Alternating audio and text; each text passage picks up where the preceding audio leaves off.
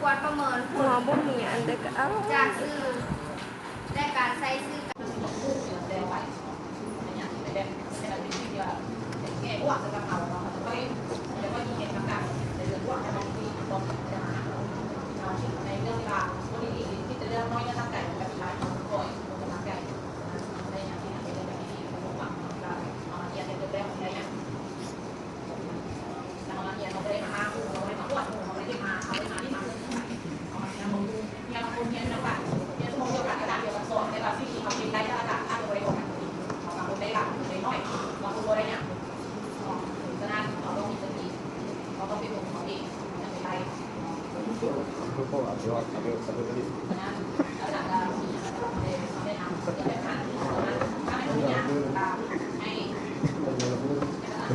เป็นออกแล้วนี่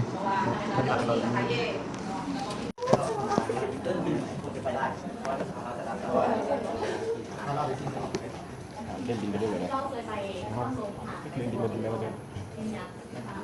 รับกูรับกูตอนที่ช่วงอยู่ค่อยไปมันก็จะยังว่าหันสะดวกสบายอะไรแต่เดี๋ยวนี้ก็ยังสมมติว่าเขาจะปรับปรุงหรือว่าแก้ไขแต่งที่มันสะดวกสบายขึ้นของเราอยู่ไปพันโดนได้คนเดียวไอ้ไม่หัวเสร็จแล้ว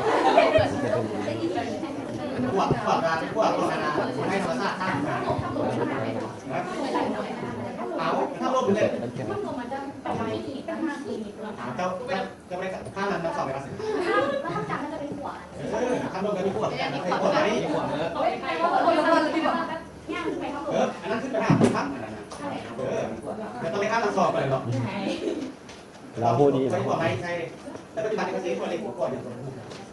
ก็จังเวลาขึ้นไปป้าข้ามมันไปขึ้นแค่ดีสูง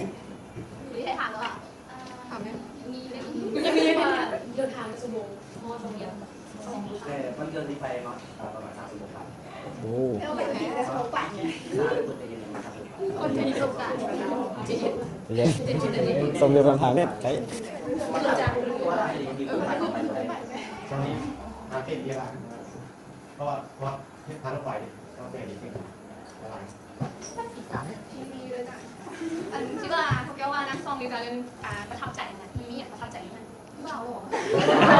ถามตอบว่านี่อะไรแรกก็คือวิวสถานที่แบบเขาจะจัด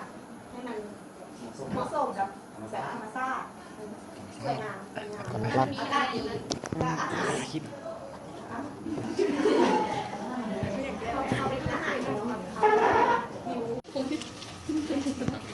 ใจมิสเตอร์ใจสลับกัด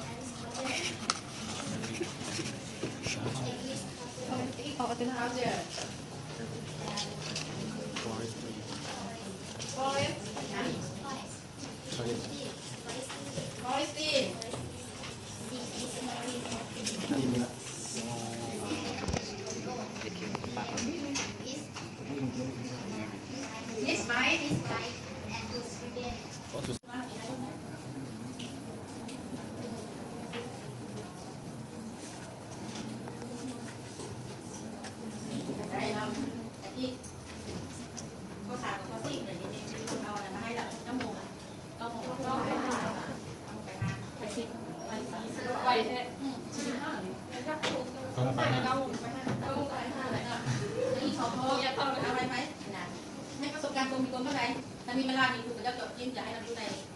เรียนที่3จำกัดที่มีข้อมูลมันจะได้เข้าใจแต่ว่าในการสอนเราได้ต้องเสียเวลาอย่างนี้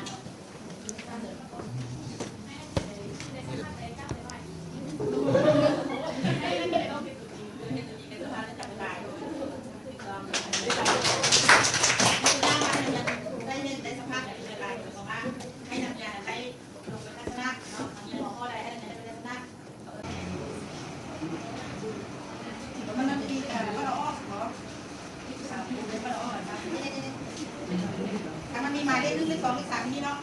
ตัวนี้มันจะใส่มีผิดข้อนี้ใส่เลขขอตลาดการเก็บภาษาเนี่ยค่อนข้างยากถ้าเราใส่ลงที่ได้เส้นมีแหล่งเป็นสลายก็จะมีมาจะค่อยมามีสิ่งนี้เราก็ไม่ได้ทำ